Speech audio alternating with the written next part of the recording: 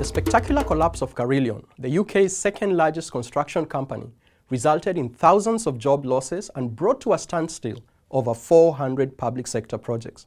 The company also had an unsurmountable debt of over £7 billion at the time of its collapse.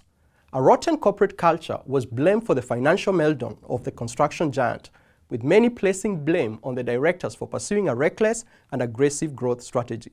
The directors also had poor oversight of the company's day-to-day operations. As an example, Carillion took on many risky contracts that were clearly unprofitable. It is the responsibility of the board of directors to set a culture of risk management. This means that the board and management must put mechanisms in place to ensure that its people make risk-informed decisions. There are several key considerations when developing a sound risk management culture. The first consideration is the importance of setting the right tone at the top. The board must continuously demonstrate its commitment to making risk-intelligent decisions that are honest and ethical. As an example, the board must avoid making highly risky investment decisions that are likely to erode shareholder wealth. The board must also ensure that the company has a clear governance structure and risk management framework. It is also important to have a risk appetite statement that communicates the board's risk attitudes. This will ensure that employees are aware of the various roles and responsibilities within the organization and have access to the necessary tools to determine whether a decision is risky or not. It is also necessary for the board to include the risk appetite and its preferred management controls in a Treasury policy.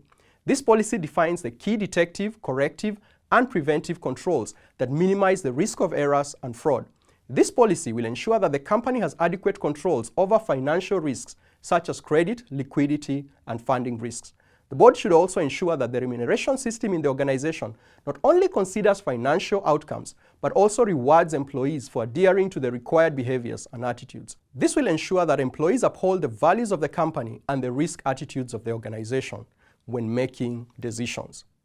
Finally, the board and management should also deal appropriately with any identified non-compliances. Corrective action should be taken to remedy identified breaches and disciplinary action taken where required. The board should, however, be careful to ensure that its disciplinary process is fair and does not inhibit transparency and self-reporting. To recap, the responsibility for developing a culture of risk management solely lies on the board of directors and the organization's leadership team.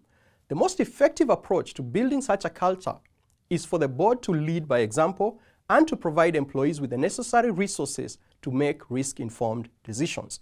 The risk management framework and the Treasury Policy are examples of such required resources that communicate the risk attitudes of the board.